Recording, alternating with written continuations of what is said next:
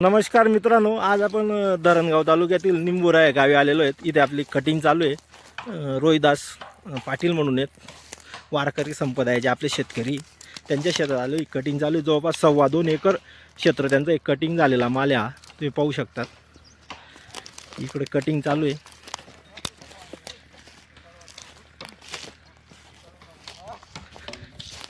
Size अतिशय चांगली झालेली आहे। 1 जून 2023 यांनी लागवड केलेली होती। 90 गुंठे क्षेत्र आहे। आज दिनांक 18 डिसेंबर 2025 हे कटिंग चालू आहे।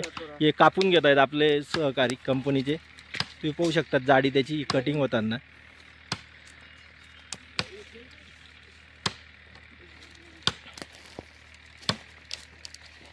कटिंग चालू आहे। हा कटिंग केलेला माल त्यांनी इथे जमा केलेला आहे। अतिशय सुंदर असा प्लॉट आहे, 2.25 एकरचा। याचं यील्ड आपण 1-2 दिवसात झाल्यानंतर तुम्हाला सांगणारच आहेत। हे कटिंग करताना आपले सगळे आज साफ करून घेतोय। 6x3 वर याची लागवड होती।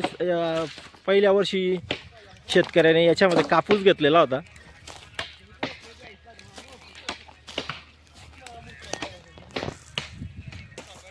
हे तुम्ही पाहू शकता, आजी हे सुंदर अशी याची साईज झालेली आहे। याचा आपण गर्तही घेणार आहेत। राजकुमार जी, कौन सा एक एवरेज झाड़ लेके आपको गर्त लेना है, कौन सा लेना है? देखिए एक एवरेज ये लीजिए। इन एवरेज आपण गर्त घेतो याचा। आता जो बस तुम्ही पाहू शकता कितना आ गया, 27 सेंटीमीटर इन ॲव्हरेज आहे। 27 पेक्षाही मोठे तुम्ही आहे तिथे झाड पाहू शकतात। हाँ, इसका भी ले लो। 40 ये 40 सेंटीमीटर पर्यंत इथे आहेत। इसकी हाइट कितनी आएगी राजकुमार जी? हाइट आएगी 35 फुट कम से कम। 35 से 40 फूट जवळपास हाईट आहे। 6x3 वर याची लागवड होती। याचं ॲव्हरेज यील्ड किती आलं याचंही आपण तुम्हाला या व्हिडिओद्वारे सांगूच। कटिंग झाल्यानंतर अतिशय सुंदर असा प्लॉट हा बसलेला होता। कपाशी याच्यात घेतलेली होती, तुम्ही पाहू शकतात। एक सारखी साईज आहे।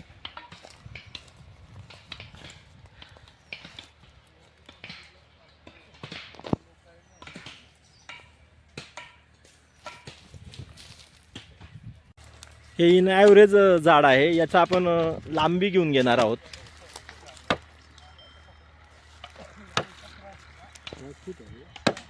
इसका गर्त भी ले लेना राजकुमार जी। 1-2 मिनट रुक जाओ भाई, गर्त ले लेते। कितना आया? 42 42 आलेलं आहे। अरे यार, इधर का गिराना, इधर गिराना था ना भाई।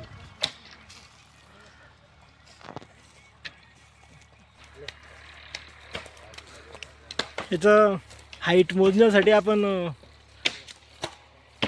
त्यातनं इकडे करायला सांगतो। याची उंची मोजून घेणार आहेत आपण। भाई साइड में ना, हेलो।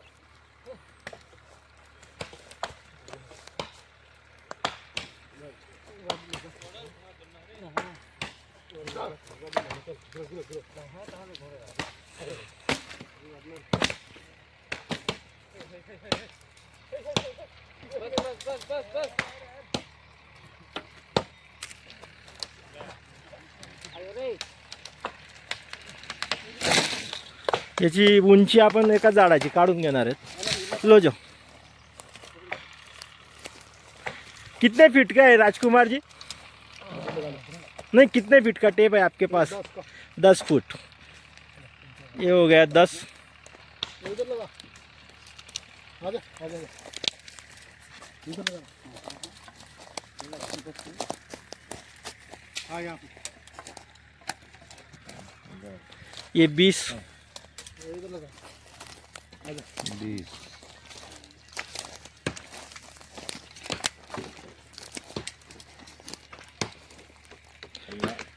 30।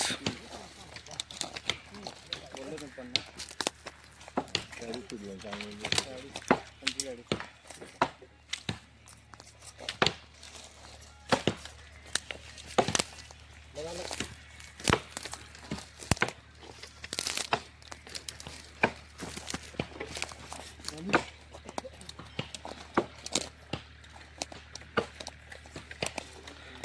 आमच्या राजकुमार साहेबांचं म्हणणं होतं 35, पण जवळपास मित्रांनो आम्हाला जो चालतो ते तुम्ही पाहू शकता, तर जवळपास 50 फुटापर्यंत हे उंची आलेली आहे.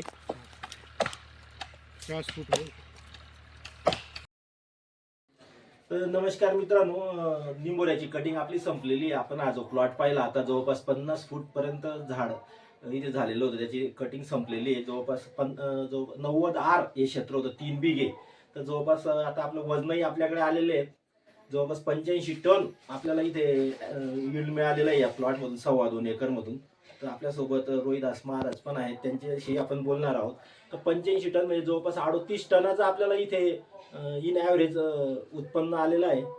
तर महाराजांशी आपल्या त्यांच्या प्रतिक्रिया आपण जाणून घेणार. तर नमस्कार महाराज. या नमस्कार. नमस्कार.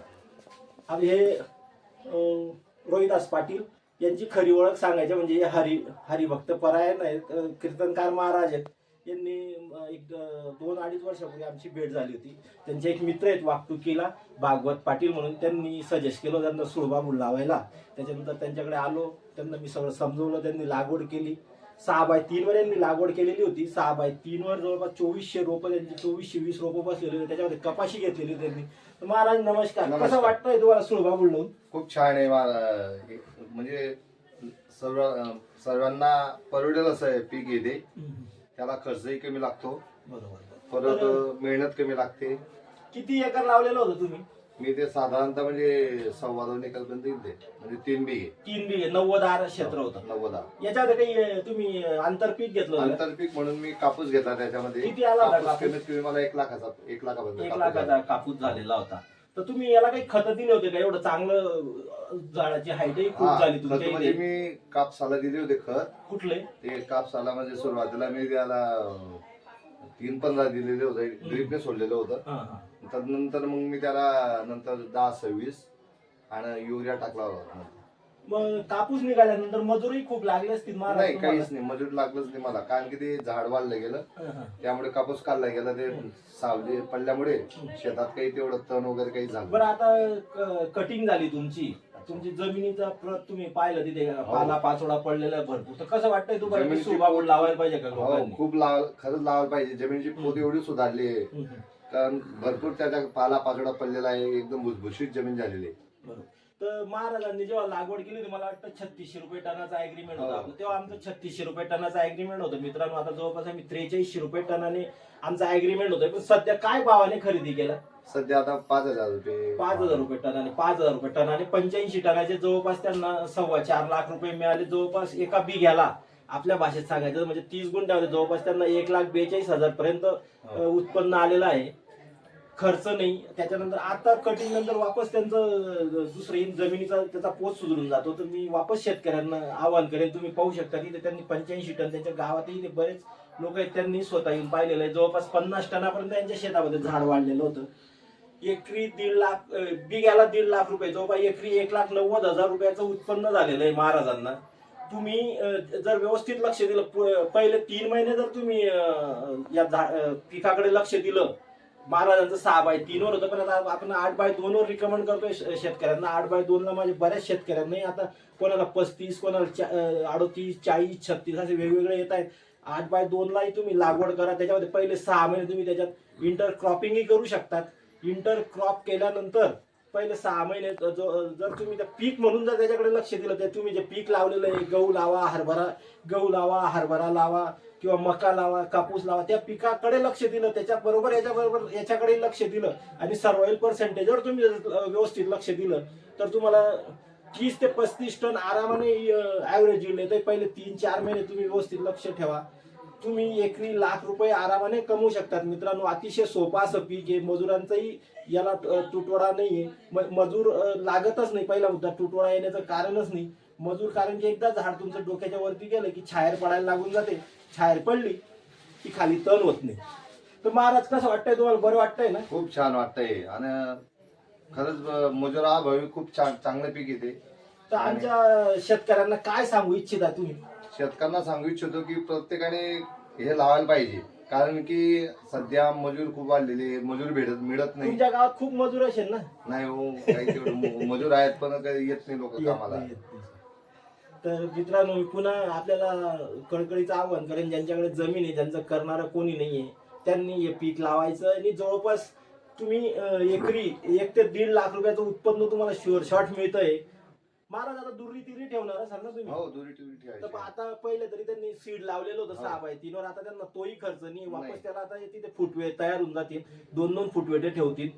तर पुन्हा मी एकदा सगळ्यांना विनंती करेन की तुम्ही सगळ्यांनी हे लावावं. धन्यवाद महाराज, तुम्ही वेळ दिला. धन्यवाद.